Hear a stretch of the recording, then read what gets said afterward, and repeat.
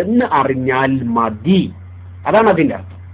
ഖുതുബ മൊത്തത്തിലൊരു ഉപദേശമാണ് എന്ന് അറിഞ്ഞാൽ മതി. അപ്പറഞ്ഞത് അറബി കൊണ്ടും സാധിക്കാവുന്നതാണ്. അപ്പറഞ്ഞത് അറബിയിൽ മാത്രം ഖുതുബ നടത്തിയാലും പിന്നെ നിറവേറ്റാൻ കഴിയുന്നതാണ്. ഇതാണ് അവിടെ പറഞ്ഞത്. അപ്പൊ അതിന്റെ മുമ്പുള്ളത് ഒഴിവാക്കി, ആ പറഞ്ഞതിന്റെ ലക്ഷ്യം എന്താണൊക്കെ ഒഴിവാക്കി, എന്നിട്ട് ഇത് മാത്രം എടുക്കും. എന്നിട്ട് വായിക്കുന്നത് തന്നെ തെറ്റ്. മഖ്സൂദുൽ ഖുതുബത്തു, ഖുതുബയുടെ ലക്ഷ്യം അൽ വഅദു വഅദാണ് ഫിൽ ജുംല, അത് മൊത്തത്തിൽ വഅദാണ്. എന്താ പറയൂലേ, അത് മൊത്തത്തിൽ വഅദാണ്. എന്താ അർത്ഥം വെക്കല്? അങ്ങനല്ല, അത് മൊത്തത്തിൽ വഅദാണ്. ഒരു ഉദ്ദേശിക്കുന്നത് ഖുതുബ തല തൊട്ട് അവസാനം വരെ അത് പിന്നെ ഒരു ഉപദേശം തിരിയുന്ന രീതിയിലുള്ള ഒരു വാല് പറയണം എന്നാണ് അതിന്റെ ലക്ഷ്യം എന്നാണ് അവർ അർത്ഥം വെക്കുക. അങ്ങനെ അല്ല മഹാന്മാർ അതുകൊണ്ട് ഉദ്ദേശിക്കുന്നത്. അതല്ല അവര് ആ ഇബാറത്തിലൂടെ നമ്മെ പഠിപ്പിക്കുന്നത്. മറിച്ച് അനറബി രാജ്യങ്ങളിലും അറബിയിൽ തന്നെ ഖുതുബ നിർവഹിക്കുമ്പോൾ അതുകൊണ്ട് എന്താണ് ഫായിദ ഉള്ളത്? അതുകൊണ്ട് ഫായിദ ഉണ്ട്. എന്താണ് ഫായിദ? ആ ഖുതുബ കേൾക്കുന്ന ആളുകൾക്കെല്ലാം മനസ്സിലാകും ഇത് ഒരു ഉപദേശമാണ്. മഖ്സൂദുൽ ഖുതുബത്തി, ഖുതുബയുടെ ലക്ഷ്യം അൽ വഅദു, അതൊരു ഉപദേശം നൽകുന്നു. ഫിൽ ജുംല, അത് മൊത്തത്തിലൊരു ഉപദേശമാണ് അവിടെ നിന്നും കേൾക്കുന്നത് എന്ന് അറിഞ്ഞാൽ മതി.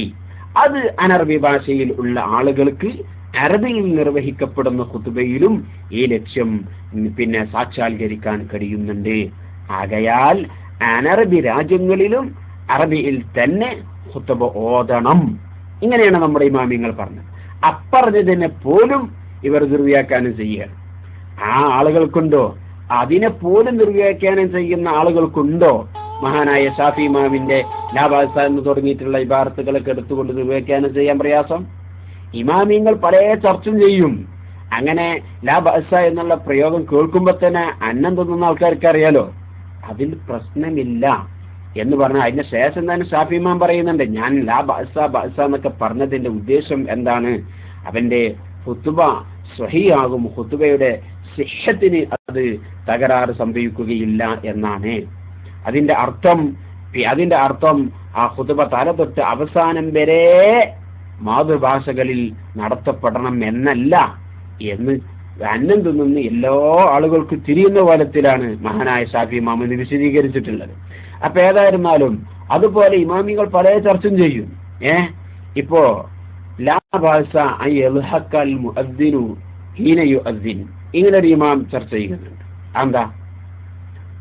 ബാങ്ക് കൊടുക്കുന്ന ആള് അത് ചിരിച്ചാൽ എന്താകുന്നില്ല, ലാ ബഅസ, കുഴപ്പമില്ല.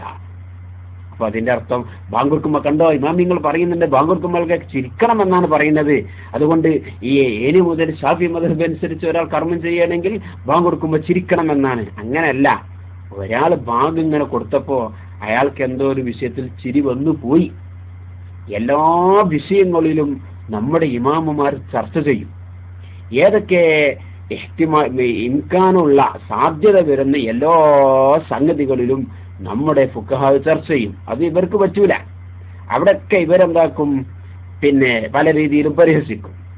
അപ്പൊ അതിന്റെ അർത്ഥം ആരെങ്കിലും ബാങ്ക് കൊടുത്തുമ്പോ ഒന്ന് ചിരിച്ചു എന്ന് കരുതി എന്താക്കണ്ട, നിങ്ങളെ ബാങ്കൊക്കെ ഫസാദായി പോയിട്ടുണ്ട്, അതുകൊണ്ട് തലക്കെന്ന് ബാങ്ക് കൊടുക്കി എന്ന് പറഞ്ഞ് ആ പാവപ്പെട്ട മല്ലാക്കാനോ സ്വീപ്പാക്കാൻ പോകണ്ട എന്നതിനർത്ഥമുള്ളൂ. എന്നല്ലാതെ ബാങ്ക് കൊടുക്കുമ്പോ ചിരിക്കണം എന്നാണ് ഇമാമിങ്ങളൊക്കെ പറഞ്ഞിട്ടുള്ളത് എന്ന് വെക്കണ്ട. ഇപ്പോ വേറെ ചർച്ച കാണാം. ഖുതുബ നടത്തുന്ന അവസരത്തില്, ഖുതുബ ഓതുന്ന അവസരത്തിൽ, ഖുതുബ ഓതാത്ത ഒരു സമയത്ത് ഖതീബിന്റെ അവറത്ത് വെളിവായാൽ ലാ ബഅസ, അതുകൊണ്ട് കുഴപ്പമില്ല. വലാ യദുറു, അതുകൊണ്ട് ലറൂറത്ത് ചെയ്യൂല, യാതൊരു കുഴപ്പമില്ല. ഇങ്ങനെ ഫുഖഹാ ചർച്ച ചെയ്യുന്നുണ്ട്. അതെന്താ? ഖുതുബ ഓതുകയാണ്, പക്ഷേ ഖുതുബ ഓതുന്ന സമയമല്ല. ഖുതുബ ഇങ്ങനെ ഓതുന്ന ഇടയിൽ കുറച്ചു നേരം മിണ്ടാതിരിക്കുകയാണ് അല്ലെ, അല്പനേരം മിണ്ടാതിരിക്കുകയാണ്. അല്ലെങ്കിൽ അപ്പോ മൈക്ക് പിന്നെ വെച്ച മൈക്കൊന്ന് കൊഴിഞ്ഞാടി. അപ്പോ ആ മൈക്ക് കൊഴിഞ്ഞാടിയപ്പോ അതെടുക്കാൻ വേണ്ടിയിട്ട് പിന്നെ മുഅദ്ദിനോട് ഇശാറത്താക്കി എന്താ ചെയ്യണം.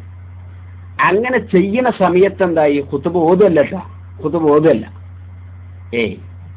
ആ സമയത്ത് ഖതീബിന്റെ അവറത്തുനിന്ന് വെളിവായി, ഫാന്റെ കാറ്റടിച്ചിട്ടോ.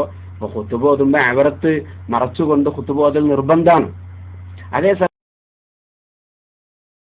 സമയത്ത് ഈ ഖുതുബ ഓതുന്ന സമയം അല്ലാത്തൊരു സമയത്ത് പിന്നെ മിമ്പറിൽ തന്നെയാണ്. അതേ സമയത്ത് അവിടത്തൊന്ന്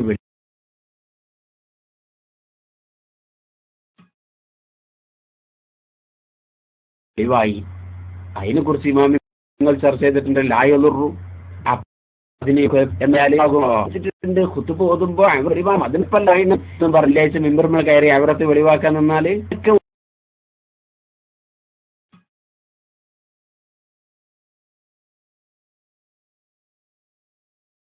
ഓരോ സമയം ഒന്ന് അവിടത്തൊന്ന് വെളിവായി എന്നുള്ളത് കൊണ്ട് പിന്നെ അതുകൊണ്ട് അവിടെ വന്ന ആൾക്കാരൊക്കെ അയച്ചു ഞൊന്നുണ്ടാക്കി വന്ന് അയച്ചൊരു ജുമ നടത്തണം എന്നൊന്നും തീരുമാനിക്കണ്ട.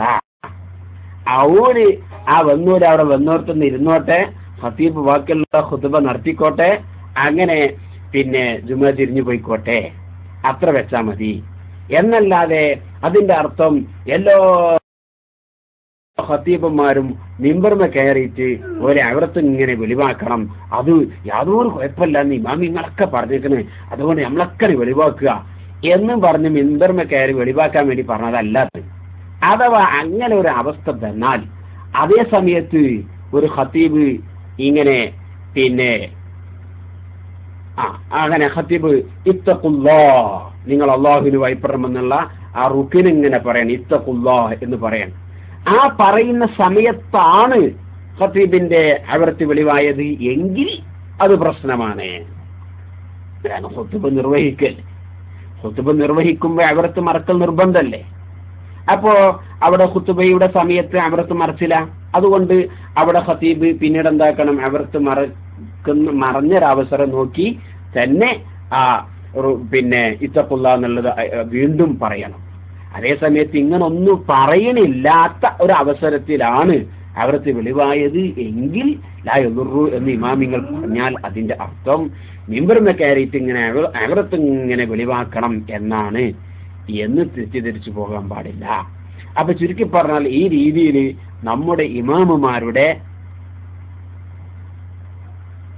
അതെ മാധ്യമത്തിന്റെ പത്രധർമ്മം പോലെ ആയിക്കോട്ടെ എന്താണ് പറഞ്ഞത് എന്നുള്ള വിഷയം നോക്കാം. എല്ലാ സംഗതികളിലും അങ്ങനെ തന്നെയാണ്. നമ്മുടെ ഇമാമുമാരുടെ വാക്കുകൾ പറഞ്ഞത് മനസ്സിലാക്കാതെ അതിനെ പിന്നെ ഈ രീതിയിൽ ദുർവ്യാഖ്യാനം ചെയ്യുന്ന ആൾക്കാർക്ക് പിന്നെണ്ട AP ഉസ്താദിന്റെ പത്രസമ്മേളനത്തിൽ പറഞ്ഞ വാക്കുകളൊക്കെ എടുത്ത് ദുർവ്യാഖ്യാനം ചെയ്യാൻ പ്രയാസം.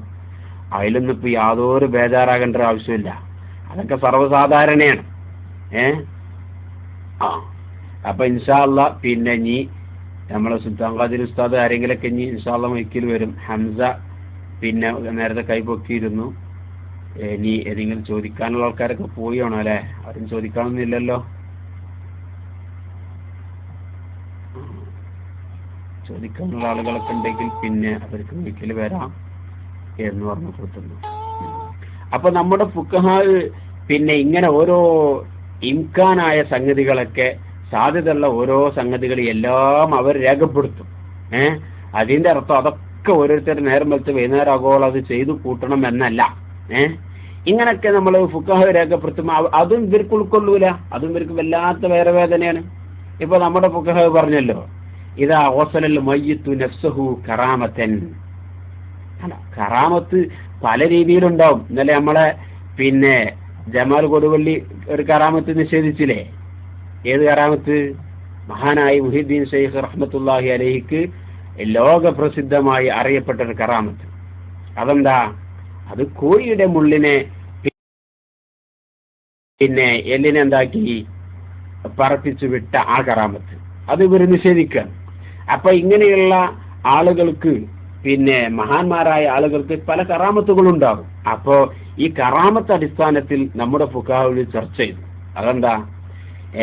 ഒരു മയ്യത്ത് തന്റെ നഫ്സിനെ തന്നെ മരിച്ചതിന്റെ ശേഷം മൂപ്പരൻ എന്താക്കാണ്? കുളിപ്പിക്കുകയാണ്. കുളിച്ചൻ ആള് മരിച്ചിട്ടുണ്ട്, മരിച്ചതിന് ശേഷം മൂപ്പർക്ക് സ്വന്തം കുളിക്കാനുള്ള ഒരു കറാമത്ത് ഉണ്ടായി. കറാമത്ത് ഏത് കോലത്തിലുണ്ടാകുക എന്നുള്ളത് നമുക്ക് പറയാൻ പറ്റില്ലല്ലോ. അപ്പോ എന്ന് മാത്രമല്ല, ബഹുമാനപ്പെട്ട ഇബ്നു കസീർ റഹ്മത്തുള്ളാഹി അലൈഹി അൽ ബിദായ വൻ നിഹായയിലൊക്കെ പല ഷഹീദായി പോയ ആളുകൾക്കെതിരെ വീണ്ടും അക്രമികൾ വന്നപ്പോൾ അവര് ആ സ്ഥലത്ത് നിന്ന് എണീറ്റിട്ട് വീണ്ടും യുദ്ധം ചെയ്ത സംഭവങ്ങളൊക്കെ ചരിത്രങ്ങളിൽ രേഖപ്പെടുത്തിയിട്ടുണ്ട്. അപ്പോൾ വഫാത്തിന് ശേഷവും അത്തരത്തിലുള്ള അത്ഭുതങ്ങളൊക്കെ പ്രകടിപ്പിക്കുന്നവരാണ് മഹാരഥന്മാർ. അങ്ങനെ ഉണ്ടാകുന്ന സ്ഥിതിക്ക് ഒരു മയ്യത്ത് സ്വന്തം തന്നെ കുളിച്ചാൽ എന്താ ചെയ്യേണ്ടത്? അയാൾക്ക് പിന്നെ വേറെ ആൾ പിന്നെ മയ്യത്ത് കുളിപ്പിക്കേണ്ടതുണ്ടോ ഇല്ലേ?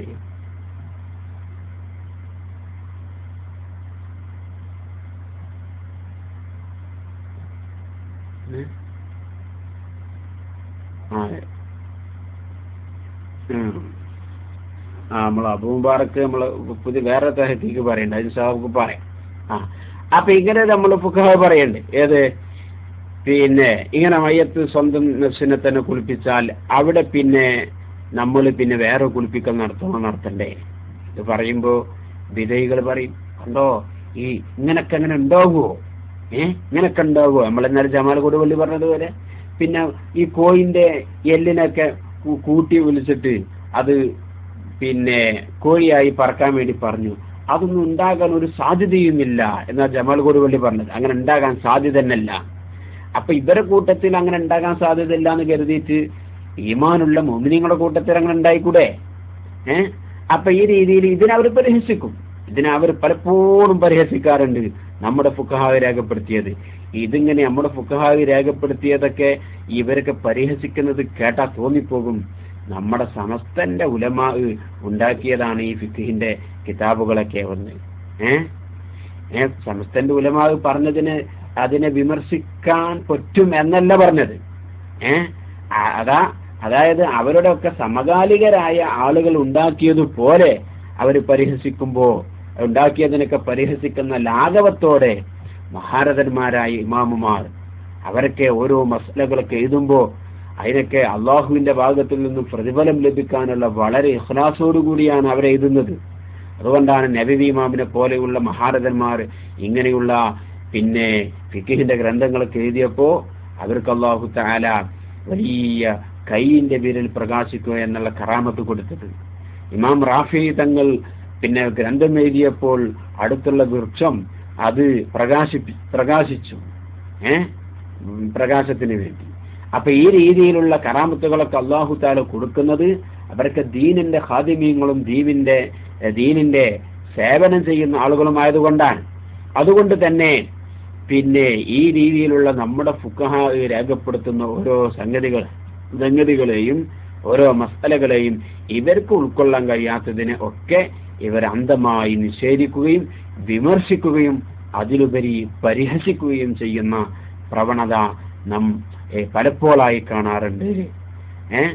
അതിൻ്റെയൊക്കെ പിന്നെ കാരണം അവർക്ക് എന്താണ് നമ്മുടെ ഇമാമുമാർ ചെയ്യുന്നത്, ആ ഇമാമുമാർ ചെയ്യുന്ന പ്രവർത്തനങ്ങളൊക്കെ ഇവർ ചെയ്യുന്നത് പോലെ വെറുതെ ദുനിയാവിന് വേണ്ടി പിന്നെ പേരിന് വേണ്ടി ഒക്കെ ചെയ്യുന്ന സംഗതികളാണ് എന്ന് തെറ്റിദ്ധരിച്ചത് കൊണ്ടാണ് അത്തരത്തിൽ ഇമാമുമാരെ പരിഹസിക്കാൻ വേണ്ടി ഈ ബിദഈകളായ ആളുകൾ വരുന്നത് എന്ന് ഓർമ്മപ്പെടുത്തുന്നു. ഇനി ഹംസ എല്ലാവരും നിങ്ങൾ കൈപ്പൊക്കിയിരുന്നു. നിങ്ങൾക്ക് ഇനി എന്തെങ്കിലും പറയാനുണ്ടെങ്കിൽ ഇൻഷാ അല്ലാഹ് പിന്നെ വൈക്കിൽ വരാം. ഏതെങ്കിലും വിധേയികളായ ആളുകൾക്ക് പിന്നെ എന്തെങ്കിലും ചോദിക്കാനുണ്ടെങ്കിൽ ഇൻഷാ അല്ലാഹ് അവർക്കും വരാം. ഉസ്താദ്മാരൊക്കെ ഉണ്ടാവും, കാരണം ഉസ്താദുകളൊക്കെ ഉണ്ട് ഇൻഷാ അല്ലാഹ്.